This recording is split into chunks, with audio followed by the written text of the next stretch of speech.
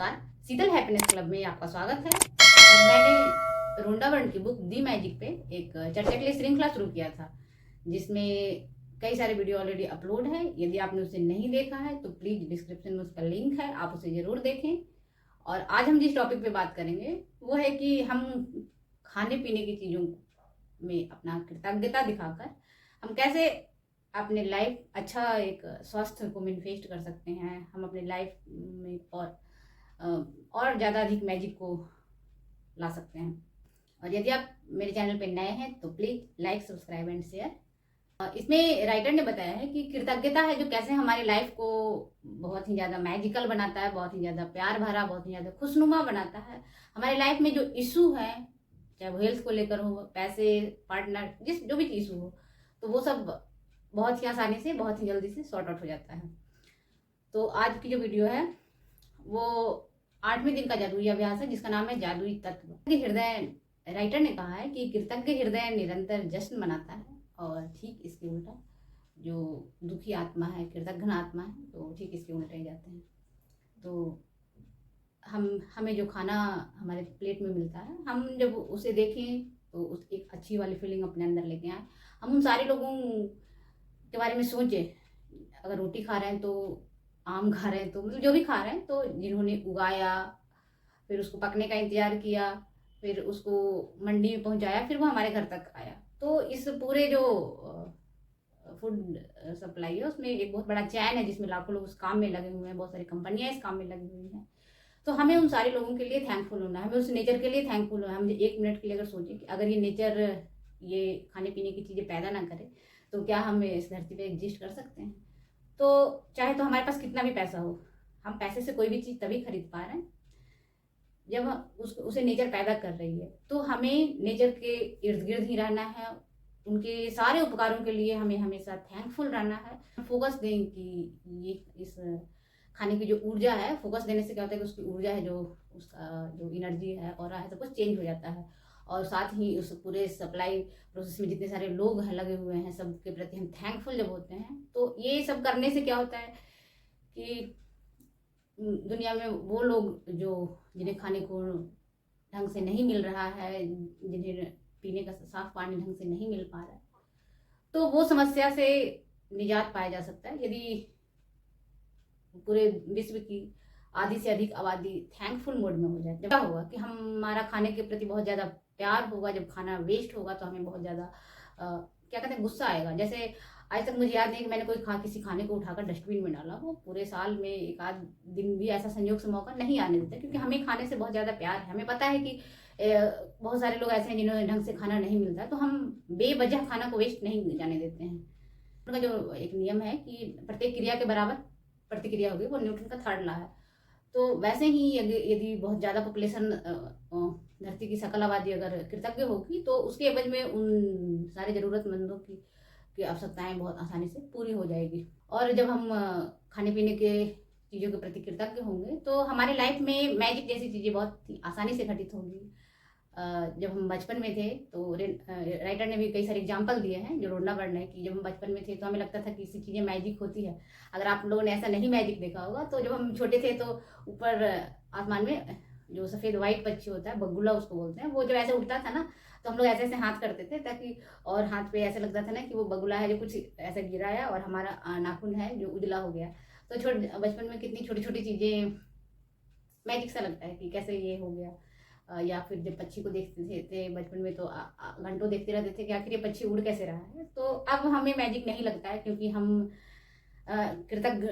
कृतज्ञ होना हमने छोड़ दिया है या कम हो गया है। तो हमें वापस से उस मैजिक वाली स्थिति में जाने के लिए, हमें फिर से अपनी लाइफ में मैजिक क्रिएट करने के लिए फिर से कृतज्ञता वाले मोड पे जाना है, ग्रेटिट्यूड वाले मोड में जाना है, थैंकफुल होना है अपनी लाइफ के हर पल के लिए। क्योंकि हमारा जो बॉडी है वो 70% पानी से बना है। और तो यदि हम पानी पीने के लिए, आप सपोज करें कि यदि हम केवल पानी के साथ थैंकफुल वाले मोड में रहें, तो वो है, राइटर ने कभी कहा है कि जो पानी और हमारे जो सुनहरे सपने हैं उसके बीच में ये जो धन्यवाद है, वो एक सुनहरा धागा का काम करेगा और उसे जल्दी से पूर्ण होने में उसे सहयोग करेगा। करता है कि थैंक यू है जो भोजन पानी की संरचना में बदलाव करता है। इसका आप एग्जाम्पल देख सकते हैं कि प्राचीन काल में जो गुरुकुल वगैरह में होता था कि खाने से पहले प्रार्थना किया जाता था, भोजन उन सारे देवताओं को आवाहन किया जाता था कि आप आइए और हमारे साथ भोजन में शामिल होइए। मुझे एक वाक्य याद आ रहा है कि मेरे जो दादाजी थे वो हमेशा जब उन्हें खाने को मिलता था तो खाने से पहले आइए आइए भोग लगाइए ऐसे करके वो बहुत तेज बोलते थे, पूरा घर के लोग सुनता था और शायद उनके भगवान आते भी थे। और मैंने इसका लाइव एग्जांपल देखा कि उनकी डेथ बहुत ही प्यार से, मतलब बहुत ही आसानी से हो गया था, जो कि लोग कई सारे दिन आईसीयू में पड़े रहते हैं, पता नहीं क्या क्या होता है। उनकी डेथ का आज तक ठीक थे और रात में अचानक से उनकी डेथ हुई थी। तो जब हम बहुत ज़्यादा थैंकफुल वाले मूड में रहते हैं तो हम बहुत सारी चीज़ें, अच्छी चीज़ें, इनफैक्ट बहुत ही अच्छी तरीके से मृत्यु को भी मैनिफेस्ट कर पाते हैं। ये हमने अपने ग्रैंड फादर वाले केस में देखा था। कैसे संरचना बदलता है इसका हम एक और एग्जाम्पल राइटर ने बताया कि जो मिस्रवासी थे वो प्राचीन काल में बहुत ज़्यादा खाने पीने से पहले पूजा किया करते थे, प्रे किया करते थे। इसके अलावा हम एक एग्जाम्पल जो हमेशा देखते हैं कि मंदिर में जो पुजारी होता है, एक इतना बड़ा वो तांबे का गिलास होता है और उसमें एक तांबे का एक छोटा सा चम्मच होता है। कहा जाता है इंडिया के अंदर कि तांबा में रखने से पानी का जो संरचना है वो बदल जाता है। खासकर ये मेट्रो सिटी में जो समस्या है कि प्लास्टिक के बोतल का ही उन्हें पानी पीना पड़ता है, तो उससे बचने के लिए भी हम ये कर सकते हैं। जैसे मेरे भी घर में होता है कि हम प्लास्टिक के जो बोतल है उससे पानी हम वो तांबे के जग में निकाल लें और जब भी पानी पीना है, क्योंकि अगर वो तांबे के जग में पानी 1 घंटे 2 घंटे भी रखा हुआ है तो वो अपना उसका संरचना ले लेगा। तो हम जब भी पानी पिए तो तांबे के बर्तन का यूज करें। और ऐसा नहीं है कि बहुत कॉस्टली है, आप अपने लाइफ स्टाइल में थोड़ा सा बदल के आप एक स्वस्थ और हेल्दी लाइफ को जी सकते हैं। तो वो जो पुजारी वाला अभी बता रहे थे कि पुजारी क्या कर पुजारी वो जो उसका तांबा का गिलास होता है उसमें से ऐसे चम्मच से निकाल के प्रसाद देता है और हम ऐसे हाथ करके उसका जो पानी होता है वो ऐसे लेते हैं और उसको पीते हैं और फिर वो सर से लगाते हैं। तो उसमें वो क्या है, उसमें वो जो पुजारी है, जो प्रेस्ट है, उसकी अवलोकन क्रिया है, जिसको कि फिजिक्स में भी कहा गया है कि क्वांटम फिजिक्स भी ये कहता है कि हम जिस पे फोकस करते हैं वहाँ पे एनर्जी फ्लो होने लगता है, जिस चीज़ पे फोकस करते हैं। तो जब पुजारी उस पर भगवान के पास वो पानी और प्रसाद रख देता है और फिर वो मंत्रोच्चारण करता है, आरती करता है, तो कहीं ना कहीं कहते हैं कि उसमें जो जो एक तो पुजारी की अवलोकन शक्ति या फिर जो ईश्वर वहाँ पे जो भी पॉजिटिव एनर्जी है वो कहीं ना कहीं उसमें प्रवेश करता है। और जब हम उसे खाते हैं या पीते हैं तो हमें भी गुड फीलिंग होता है कि नहीं, ये मंदिर का प्रसाद है तो जरूर कुछ ना कुछ फ़ायदा करेगा। और हम एक प्रयोग कर सकते हैं कि जब भी हम कुछ खाने पीने की चीज़ें मुंह में डालें तो हम 10 सेकेंड तक उसको मुंह में रख के रहें, उसके स्वाद को पर ध्यान केंद्रित करें।